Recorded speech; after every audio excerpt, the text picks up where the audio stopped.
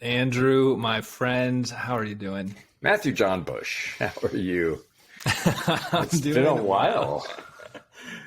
I mean, sort of. It's been a while since we've done this just Yeah. casually. I mean, you and I cranked out those A Severe Mercy Yeah. between those and The Horse and the Boy, which I think you and me ended up recording, maybe 5 episodes in maybe 2 or 3 days. 10 days? Yeah. Yeah, maybe a week. Honestly, you're right. Yeah. But it was good. I loved having Will Voss on. What a Yes. good guy. So, And I actually was able to do you haven't heard it yet because I was delayed. It's not going to come out for a while until September. But I was able to get Philip Munoz, and then we had one former student and another person, and they're just brilliant. One of them, she just finished Harvard Law School. He's the head of a constitutional studies program. The other one did the constitutional studies program. They're all just like brilliant legal minds. And It was really fun, but they all happen to love A Severe Mercy. okay. And so we dove into that, and what I You had a liked former is student of Van's? of this professor that teaches a course on Severe Mercy. Oh, okay. Oh, yeah. Yeah, and it was really a cool conversation. I didn't go in with much scripted because the beauty is you and I covered everything into 3 parts. So this was a chance to just see where the Holy Spirit guided it. And it really ended up focusing on the full, complete giving of self in marriage. In their journey towards understanding what a real, true, beautiful self-giving is. They thought they were honestly giving each other wholly in the beginning, but they really weren't to some degree. Yeah. And it was really cool to focus on that side of the conversation and really hit the home. You and I definitely touched on those kind of things in our conversation, but we had to make sure we hit all of these different points. Sure. And so I really enjoyed the conversation. Yeah, it's great.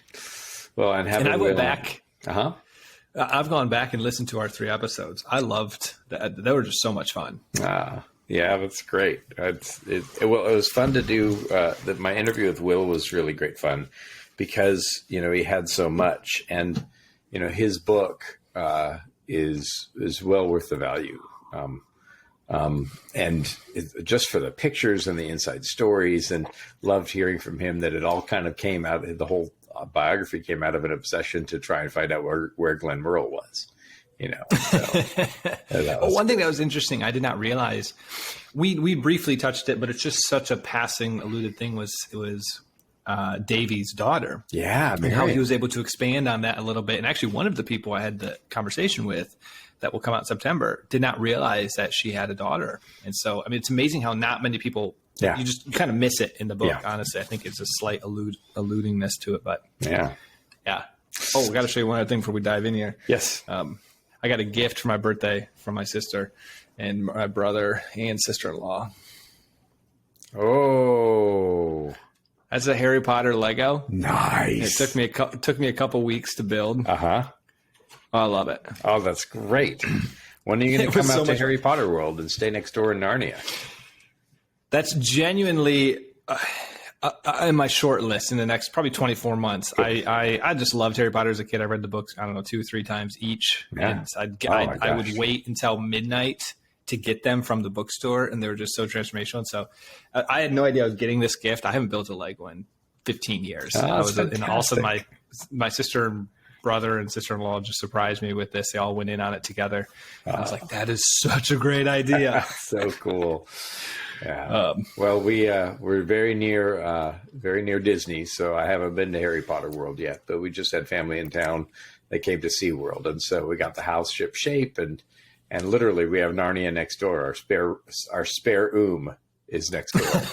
And there's a sign over the door. It says spare And so it's great to have them there. So you are more than welcome. And maybe I'll do it this winter. Great. When it's I like to do Florida trips. I have another buddy in St. Pete's.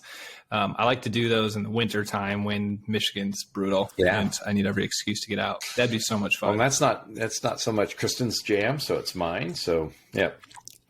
Well, cheers. You and I can do it together. Yes. Cheers. I'm having an old fashioned. And I'm having the Penderyn. Here's our little chime. I love it. Listeners, these are the chimes. These are, I don't know, a friend of mine gave them to me at a Bible study. They're, I don't know, Tibetan prayer chimes or prayer bells, which always weirded me out, except It looks like it's got the Alpha and Omega right there. So who knows? Oh, that's so cool. But that's our chime. So, well, as we speak today, we're recording on Sunday, and a week from, what time is it? 4:05. On a week from right now, I will be in the air on my way to England.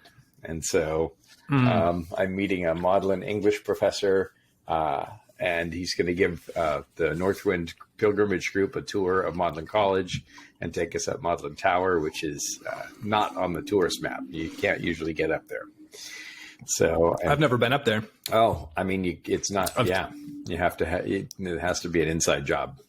And I'm so jealous. Going to the Bodleian Library with Diana Glyer and taking Michael Ward out to dinner. And, I'm meeting Simon Horobin, this professor, at the Kilns a week from I guess Monday.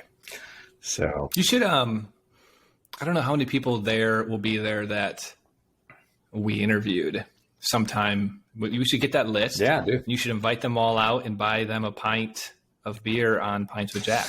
That's just like a great little thing to do. Yeah, well, let's get David on that. And he sent me a box of Pints with Jack stickers, so I will be profligating and proliferating and proselytizing madly. So I'm just looking forward to being back in England. It's been a while since we've been there. So. Yeah, that's good. It'd just be fun, and you should bring the coasters too, so that way the table just has the coasters where you're putting the beer that we bought them as a thank you on the Pints with Jack coasters. It's just like a Pints with Jack table. Hey, if he can get me the coasters in time, I'm happy to do that. I actually have a book dealer friend, and occasionally I find things from him that I want to buy. So I'm buying a Warnie Lewis book. So I try to collect all the books by the Inklings.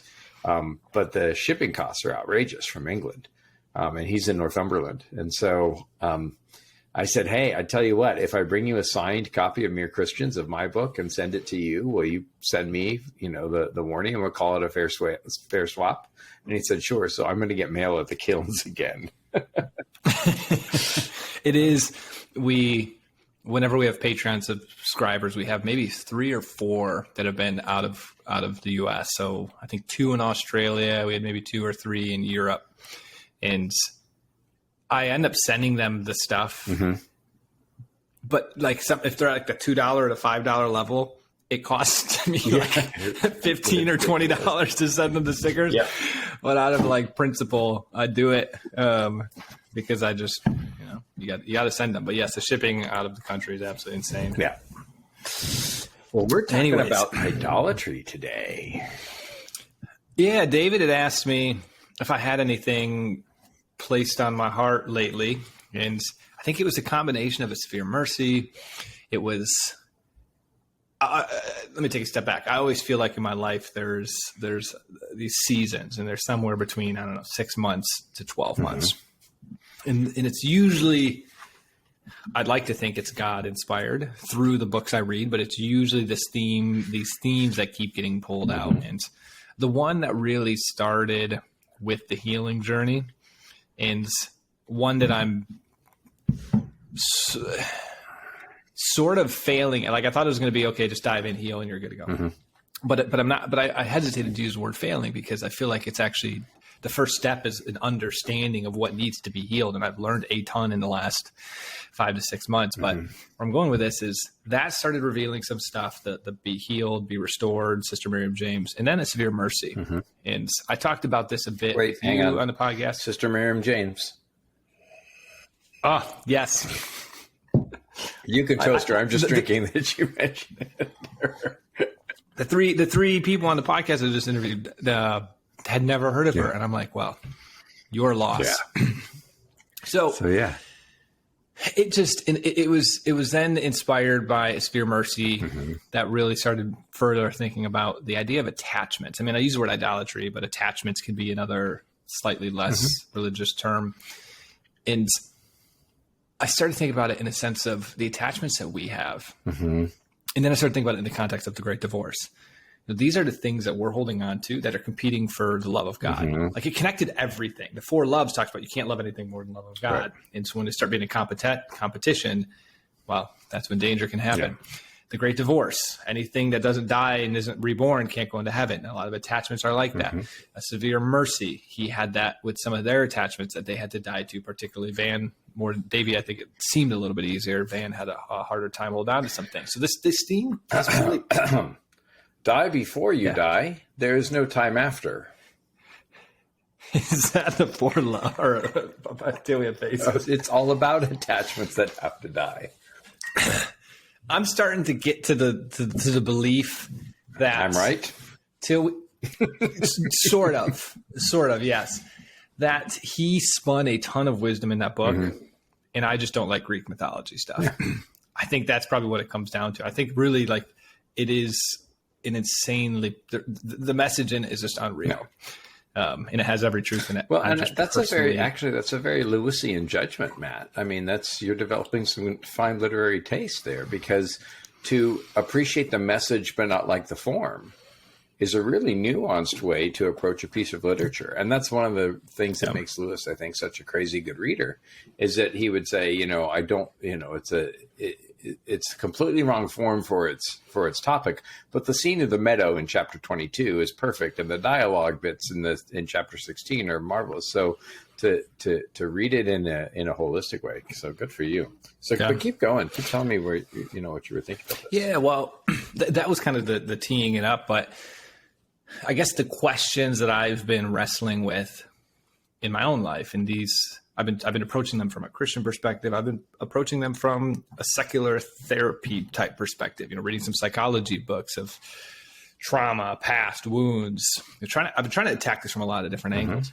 And just what I really love about the spiritual side of it, the Christian side of it, is how our attachments will need to be killed one way or the other.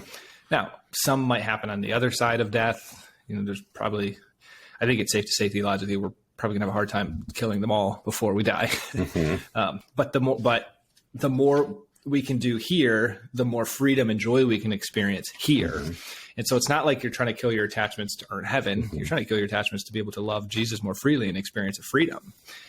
But it's very difficult. And so one of the questions I started asking myself, and I'm curious, you from your theological training, is how much of a yes do we need to give God for him to start killing them? Like, I'm holding on to mine, but there's a deep subconscious desire, I believe, that wants that. Like, intellectually, I can say to myself, maybe like Van, I really know that happiness intellectually will come from a complete surrender to Christ. And then my wounds keep me into my attachments daily. And does Jesus look at that and say, I know Matt wants to be here, so I'm going to do it for him? Or does he sit there and say, well, you have to say yes for it to be done? But like, how much of a yes is a yes for him to start actually doing it? Honestly, it's a combination of like our free will, but our brokenness prevents us to really freely, fully assent. But yet his grace helps us do it. But then you could say, is he doing it for everyone then? But some don't really have any desire. There's like, so I hate to put like a threshold, but I'm curious your thoughts. I hadn't thought about this before, but I think that the idea, you see it in the Great Divorce, where any spark can be blown into a flame, right? And you see it also in A Grief Observed, where Lewis is crying out and yelling at God. But at least he's yelling at God, right? Even if we're angry at him, we're not disallowing him, right? We're not making the mistake of the dwarfs, and the dwarfs are for the dwarfs, and Aslan cannot take them into his own country. So as opportunistic as the enemy is, the enemy learned that opportunism from our Lord, who will take anything and use anything in order to get there. And so even a no to the right things, right? Even if I'm screaming out no to God, God will still hear that as an address to him, right? And I keep coming back to 2 Corinthians 11, my grace is sufficient for you. And this is after Paul asked him 3 times to take away whatever his thorn in the flesh was. And he said, the Lord says, my grace is sufficient for you, because my power is made perfect in weakness. And I think that we could spend a long time meditating on all the different kinds of weaknesses in which all of the different kinds of powers of God are being made perfect. And if you look at that word perfect, and I haven't looked up the Greek, but perfect is a combination of two words in Latin. Per means throughout, and facio facere. My high school students would always laugh when I, said that verb. Facio facere is like the Spanish verb hacer or the French verb faire, and they both come from the same to do, to make. So to be perfect is to be thoroughly, completely made throughout. And if his power is made perfect, that sounds like a process to me in our weakness. And so even acknowledging, we saw it in Van, even his acknowledging that he was jealous of God posits that God exists. And that's more than enough of a starting place for God to work with us. Does that make sense? It does. And in my gut, in personal experience, seem to support the statement, it doesn't take much. Yeah. Meaning like he's ready to pound that door open. Yes. And if I look at my own life, when I just do the slightest things to kill my attachments, it's amazing how much he starts to actually do stuff. Mm-hmm. I can genuinely see, I'm like, wow, I didn't actually have to do that much. I started to see that go away, or this go away. Well, and so you see that when we turn from the Lord and when we rebel and run away and indulge in whatever sin is our, whatever sins are our besetting sins, and we just consciously turn away from God. And we've all had moments where it's like, Lord, I'm just not doing it. And for some people, that act of rebellion can be completely heinous and, criminal and all the rest. For some, that act of obedience or disobedience can just be a sour attitude or just a kind of apathy or laxness in our practice. And it varies from person to person. But have you ever noticed that when you go on one of those kind of self-centered binges, those sinful binges of whatever sin it is, or just the kind of, not even the notorious sins, but even just the sin of slothfulness or just inattention to God's great goodness. Or in my case, like the selfish thing of just working for a couple months and just being like, knowing when I wake up, I need to be doing parenting, and I'm just going to start looking at the markets. Yeah. And I just actively do it. And then I come home and I just get slothful because I'm exhausted after 12 or 14 hours. Sure. I'm like, I'm not going to do any prayer. Yep. I just don't want to. And then it's like, when we finally make that turn and come to God or come back to church or start reading our Bible or start praying or start actively resisting our sin or whatever it is, when we finally turn, He's right there. And our restoration is disproportionate to the far away that we have run, right? That to me is mercy, that he restores us. And then it's like I skip my lessons for a month and I'm only a week behind, right? And so, and that's part of what's contained in the word repentance, because repentance means turning around. Frederick Buechner calls it a turning around, a going home. I love Frederick Buechner. Yeah. And if you think one of my that, top five. Yeah, me too. Oh my gosh, I've got a signed copy of Godric in my collection. Do you really? Have you read that novel? Oh, Godric, top of the list, dude. Pick it up tomorrow. Really? Oh my God. And he wrote it almost entirely in iambic pentameter. So much of the Buechner that I have memorized has come from Godric. But a turning around, a going home. And so, and I think you see it perhaps best summed up in the parable of the prodigal son, which really should be, so prodigal means not wayward, but prodigal means prodigious, right? Over generous, right? The opposite of thrift. And so the prodigal son is called the prodigal son because he wastes his entire inheritance. But the real prodigality there is the father standing on the porch, scanning the skyline, waiting for the son to return. And the moment he does, throwing his arms around him, throwing the robe on and the ring and the feast and, and the sullen older brother notwithstanding. I bet you the father even gets a second job so he can work up another inheritance to give to the son, and it's that prodigality of God waiting for even the slightest, not only will he encourage even the slightest return or turning towards him, he'll even encourage, I think, our slightest taking our foot off the gas of, driving away from him. Even those things where we stop rebelling as much, he will be there and encourage.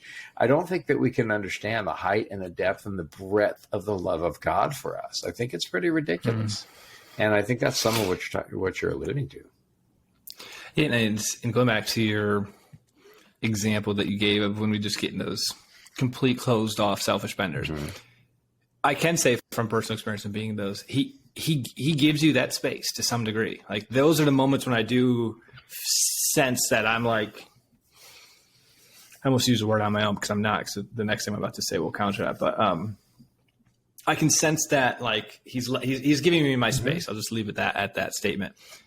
But what I do notice him doing there, until I do the actual slight turn back when his grace comes flooding in, is his grace in the moment when he's giving me the space is still nudges of books or people or statements to get me to just do the slight opening. I'll come across some video, I'll read some book, I'll hear some person, I'll be like, yeah, I'm in this one of these spots. I got to get out of this. Dude, it's time. Surprised by joy. It's the atheist cannot guard his reading too carefully. There are traps everywhere. Bibles laid open, right? The selfish person can't guard his reading too closely. Exactly, and it should that's what should be if our universe is infused with God. If we can go nowhere that He is not, as Psalm 139 says. There should be evidence of everywhere. And it's us telling ourselves to lie. It's us pretending like He doesn't exist. Right? And that pretense can only go so far. You know what's interesting too is when I went, my most recent selfish bender was the work project. Like I said, I should have been doing more prayer time, as the greatest saints always say. When you're busy, pray double. I scaled it back significantly. And I remember when I went to confession, I chatted with a priest. I almost had to like double confess something. I had to confess that period, but then I also had to confess like intentionally knowing that I was going to come to confession when the period was done, if that makes sense. Like, and then I really struggled with that at first. And then I got the theological answer, at least I thought I did, because then I'm sitting here in confession like, well, I just kind of played the system sort of. I went to that period and I came back and I'm all good to go. And that's almost like I played God where I got to do my part and now I come back to Him and then I'm back into place. But then I thought to myself, that's not how Jesus is looking at it. He's looking at it as you sort of, I don't want to use the word punishment, but you received your consequences in the sense that your 4 months in that period would have been better had you just had me. Because in my mind, the way I was phrasing it was, I got to get what I wanted in those periods without Him, like without the heaviness of Him on my boat, as Van would say. And then now I get Him at the end of it when I'm done. But He's saying those 4 months without me were worse off. You did not win that one. You think you did in your head, but you didn't. You were worse off in that whole period than you would have been if you just had me. I'm not heavy in the boat. In fact, it would have made the boat lighter and go faster. And then I was like, yeah, you're right. So I was just an idiot. And your idea that you mentioned of, well, I can have my cake and eat it too, have my grace and eat it and abuse it too. But even that is acknowledging the economy of grace and saying, Lord, I'm being disobedient right now. But the first word of that sentence is Lord, which is 90% of the battle. And, I'm not, as St. Paul said in Romans 8:1, he says, what then shall I go on sinning so that grace may increase? Well, by no means, or hell no is what the meganoito is what the Greek says. Absolutely not, but we cannot outrun God's grace. We cannot outreach it. And that's part of why I love a grief observed so much, is that Lewis is laying all of his doubts and anger at the table, and God's like, come on, I can take it. Right? Okay, you're going to take me for granted deliberately so that you can get ahead financially for 4 months. Okay, great. I'll allow that. But that's Jesus said, all the Father has given to me will come to me, and no one can take them out of my hands. And one of the people who cannot take me out of God's hands is me. I can't take myself out of Jesus's hands, right? I'm within the saving bubble of grace. That's I just marvel. I just marvel at God's patience and grace towards us. Well, and this leads me to the final thought that's been on my mind. And this one's more just a curiosity percolating. And I think I have a thought or an answer to it too. But our attachments are only bad in the sense that they're actually an attachment. Like typically those things aren't bad. Hard work is not a bad thing. When it competes with the love of God and becomes attachment and idol, it becomes bad. And then you can fill in the blank with any other attachment, but same principle applies. How many good things is Christ almost like forced to kill out of our lives because we won't just use them properly? Like how many, if we just had a complete freedom and no attachments and could experience all of his creation freely and beautifully, how amazing it would be. But for all of us, there's some subset that we will have an unhealthy attachment to. And as long as we're pursuing him, he is going to do what's best for our life, which might mean you don't get this subset. And I think of the things in my life that I will never be able to truly experience because I'm honestly punishing myself by being attached to them. You know, Christ isn't punishing me. He's loving me by killing them. But they could be a beautiful thing if it wasn't for it. And it was just a thought that I had of, if I really go down a logical progression of Christ knows that I genuinely desire to be in intimate communion with him. And he knows that I have certain attachments and he's going to do everything as long as I give him the slightest opening to kill them. And some of these attachments I do kind of like, and I would like to enjoy in a non-attached way, but because I can't healthily, it's like an alcoholic, honestly, they will never be able to enjoy alcohol. Or the man with the same concept. Or the man with the red lizard. And so I was just thinking about that. And then I started asking myself, what are the things that, is there something that is almost that knowledge where I'm going with this? Is that knowledge enough for me to like take inventory? Here are my four things and go, if you can get these under control with God's grace now, you might actually be able to enjoy them fully. If you can't ever, it's like the alcoholic that starts to sense that they might become an alcoholic, but they could catch it beforehand. Maybe. Now I know some psychologists might just say there's just no chance for certain individuals, but there might be some on the threshold that if they were to address it early enough, they could spend the rest of their life enjoying it healthily. I guess that's the final thought I was having with all of this. You know, when I knew we were going to talk about idolatry, it reminded me of, and I can't remember which one it's in. So Kate Sonderegger has written 2 great systematic theologies of a planned 5-book series. And these are remarkable. They're setting the world on fire. But one of the things that shocked me was how she brought up idolatry as one of the major sins of our age. And I'm like, I didn't see anybody burning incense to an Asherah pole on the high places yesterday. But idolatry is to create, because there are no other gods except God. Baal is not a god. The most that they could be is demons masquerading as gods. But for people to treat what they have made as their own gods is a form of a complicated form of self-worship. I'm making with my own hands what I'm worshiping, like the golden calf, like all of the rest.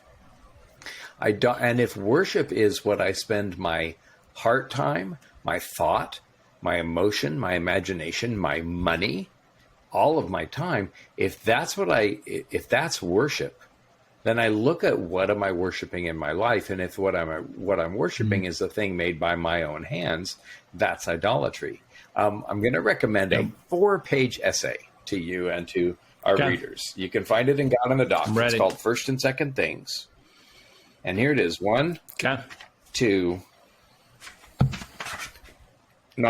This time people can actually see it. Not all of 1, all of 2, all of 3, not all of 4. Okay? And here's what Lewis says. And this deals directly with our topic. You can't get second things by putting them first. You can get second things only by putting first things first. So when I put the first things first, the second things, right? And it's what we talked about during Four Loves. When the real God comes, the half gods can take their proper place, right? So, and if you never put the first thing first, you might never get the second thing. Look for Christ and you will find him. Look for yourself, which is idolatry, which is second things, and you will find it's the very last paragraph of mere Christianity, and that's what we read for all of us. Look for yourself, and you will, in the end, only find rage, ruin, despair. But look for Christ, and you will find him, and with him, everything else thrown in. When you look for the first thing, you will get the first thing and all the second things. The dwarfs wanted to be a community, and that's good. It's a good thing, but it's a second thing. And so they refused Aslan's country in order to just be the dwarfs with the dwarfs, right? And I know you haven't read the Last Battle yet, but there's this kind of obstinate scene. And it's Orwell looking for herself and losing all the other three loves in her life, and so idolatry comes when I put a second thing, especially a thing of my own making, of my own desiring, in the place that only belongs to God. And we weren't made to run that way. That's not. He's the fuel that our lives are made to run on, Lewis says. And I feel like if we all just understand this concept that we're talking about here and attempt to implement it, it's at 90% of the spiritual battle. I mean, if you spend your life trying to figure out what second things you're trying to put first, and then realize it, and then put the first things first, what else is there left? Of course, the theology is, how do you put first things first, and what does that look like? Of course, but that's why it's so damnably hard, so hellishly hard. And I use those words advisedly, because the enemy is always going to try for me to put my first thing second and put my second thing first, not only in my worship life, but in all other things, to get me trained to the habit. And our nation, I mean, even in some of the recent political, decisions and all the rest, nationalism and all the rest, it's just, we're rife at putting second things first. And so I think the cure for us this week is, or for me today anyway, is what's the first thing? For me, for David, who wasn't able to make it with us, but David could make it today because he's putting a first thing first. Marie needed him, and he's attending to Marie and Alexander. That's more important than Pints with Jack, And so I think that being alert to the fact that the enemy is going to try and get us in these spots is at least a good first start. Well, we're at our 30-minute marker. And it's just been a great time, as always, to chat with you. Listeners, I hope that you have all enjoyed. And we look forward to chatting with you next time, when we'll be going. And further in. Cheers. Cheers. Look at you juggle it all. Got it all.